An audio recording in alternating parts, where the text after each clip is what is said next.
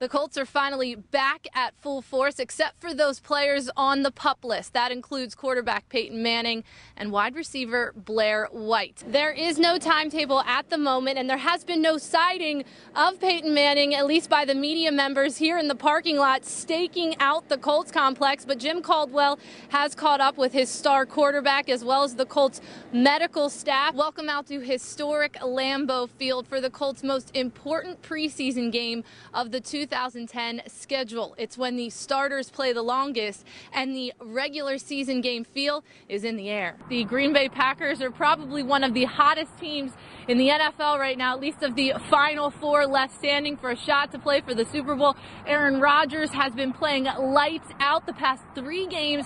He's thrown 8 touchdowns, only 1 interception. As for Jay Cutler, he'll be getting an MRI on that injured knee at some point tomorrow. Now, coming up later on Fox 59 Sports Overtime, our own Larry Hawley will join us and detail exactly why Cutler wanted to come back in this contest and try to lead the Bears to the Super Bowl. Now, the Colts are in the war room as we speak, ironing out the final details of their selection. Tampa Bay on the clock, and they are picking 20th overall, so we're just 1 selection away from the Horseshoes' first-round draft pick. Wide receiver Blair White, 7 receptions tonight for 132 yards, but Jeremiah, as you mentioned, the star of the game, Brandon James, who accounted for 20 points, 3 touchdowns, and a 2-point conversion. George Hill has a lot of experience under his belt. Will be able to come out and make an impact right away. 3 years in the NBA. We're waiting to hear Larry Bird's comments. Your 2011 pole sitter here at the Milwaukee Mile also is your race winner, Dario Franchitti, getting the win today here at Victory Lane. It wasn't necessarily easy, though. You weren't out in front, wasn't smooth sailing. Tony Kanaan giving you a run for your money. Absolutely. The first 125 laps. We are open for business here in the garages. The media couldn't get in, and apparently neither could the mechanics. And take a look back here as Jimmy Johnson's crew getting to work on the number 48 Lowe's car. Jimmy Johnson has won this race 3 different times. There was no Peyton Manning sightings today, but I do have some good news for you. The 2011 NFL League year has officially arrived now that the CBA has been accepted by players across the league. So instead of watching from the sidelines, the Colts free agent pickups, which are some big names, can now participate fully in a lot of these workouts. There was 3 big names added on the defensive side of the ball, and they were all former first-round picks.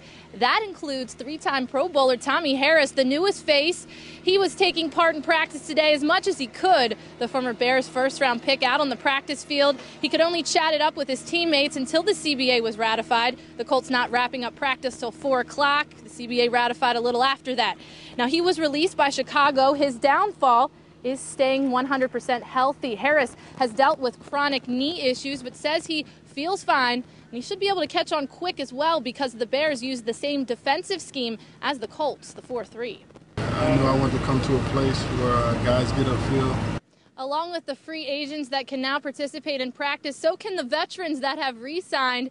That includes names like running back Joseph Adai, you have Adam Vinatieri, Melvin Bullitt, everybody good to go. Hopefully we'll get Peyton Manning up to par, and he could be out here sooner rather than later. Live at Anderson, Brittany Diehl, Fox 59 Sports.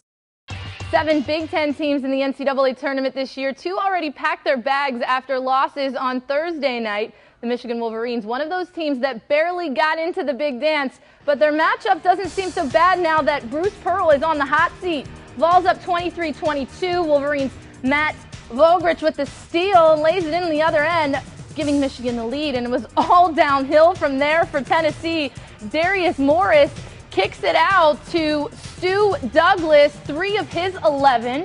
The Carmel native has hopped 2 off the turnover. Tim Hardaway Jr. behind the back. Douglas dunks it. You don't see that often. 70-40 Michigan. The Wolverines win it 75-45, marking the largest margin of victory for an 8 versus 9 seed in NCAA tournament history. About an hour north of the busy streets of Chicago, you'll find a little slice of Italy. Oregano's Corner Cafe has been serving the Hawthorne Woods area of Illinois for 13 years. The business is like a team effort for the Costanzo family. Mom Sherry and Dad Bill own the joint. Daughter Carissa is the manager, and their son Anthony pitches in where he can. I've done a bunch of different jobs. I was a busboy. I worked behind the line making salads and making food. I think I might have even been an expediter, kind of, bringing the food out and getting the food out to the right people. And now I just take deliveries. When it's a family thing, and he never wanted to see me stressing, or he always just wanted to help me so I wouldn't be stressing and things, because I had the 4 kids and then the business, and whatever he could do to help so I wouldn't stress out is how he pitched in. At 6'7" and 310 pounds, Anthony Costanzo isn't your typical delivery boy. People usually are just like, oh my goodness, they just look up at me like, how tall are you? I get, how tall are you is probably the question I hear all the time. I actually hear, are you a basketball player? I hear that more than anything. So it's pretty funny, it's always a conversation piece. While I'm bringing the food in, I get to talk to the people a little bit, and they're always curious. Costanzo's size helps with lifting heavy trays of lasagna and with holding off blitzing linebackers. He spent 4 years as the left tackle for Boston College, where his 54 career starts are a school record. The family restaurant is also where Anthony Costanzo saw his NFL dreams come true. He got the invite to attend the NFL draft in New York City, but turned it down so he could share the moment with his family and friends here at Oregano's Corner Cafe. I took kind of a different route to get to the NFL than a lot of guys. I wasn't highly recruited out of high school. I kind of had to overcome a lot of adversity, so a lot of people helped me along the way, and I wanted all those people to be with me, to share in the moment with me. The celebration was warranted. Costanzo selected in the first round by the Colts. He's expected to start right away at the left tackle position. I don't think anyone has higher expectations for me than I do, so I'm always going to hold myself to a higher standard. I'm going to demand perfection of myself.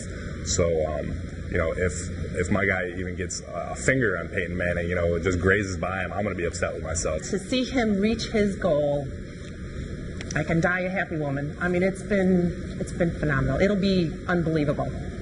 It will be. With the lockout in place, Anthony doesn't have a contract yet, so he hasn't made the move to Indianapolis. Who knows, though, the restaurant could come with him when that deal is inked. The Costanzos are considering opening up another Oregano's Corner Cafe in the Circle City. In Hawthorne Woods, Illinois, Brittany Diehl, Fox 59 Sports. Bengals quarterback Carson Palmer took a painkiller shot in his shoulder to get him through this contest with the Colts. Too bad it couldn't take the pain away of 3 interceptions and 3 sacks as the Colts defense bailed out the Horseshoes today, winning the turnover battle 5-0. I want them to keep coming. It was great to get the because the whole emphasis this week was the defense is to force turnovers. Last week we didn't force any turnovers, and it's kind of hurting us. So the whole emphasis this week was the defense to go out there and first force turnovers, interceptions, fumbles, strips, anything, fighting scratch to get turnovers, and that's what we did today. I needed that. It was funny. One of my best friends and I was talking last night before the game, and he was like, "Man, I got a feeling you're gonna get an interception," and lo and behold, it came. The Colts saved the best defensive performance for last. Dwight Freeney, who recorded just 2 tackles in last week's loss to the Eagles, was the driving force behind 2 stops in the final 2 minutes and 40 seconds. First, it was a forced fumble, then a sack of Carson Palmer to secure the 23-17 win. Not exactly sure what statement is to be made or how people perceive that. But all we know is internally, we can make plays and we will make plays, and we're all in it together. Football is crazy. Stuff happens. They're a tough football team. They get paid too. That's football. I like it better like this. This win feels good. The Colts offense sputtered today. Peyton Manning did not throw a single touchdown pass. The team resorting to 3 field goals and 1 TD by running back Javaris James. But hey, at least they secured the football. 0 turnovers. Peyton Manning only throwing 4 interceptions so far this season. Only 2 other quarterbacks have numbers better than that. At Lucas Oil Stadium with the Colts, Brittany Diehl, IndySportsNation.com.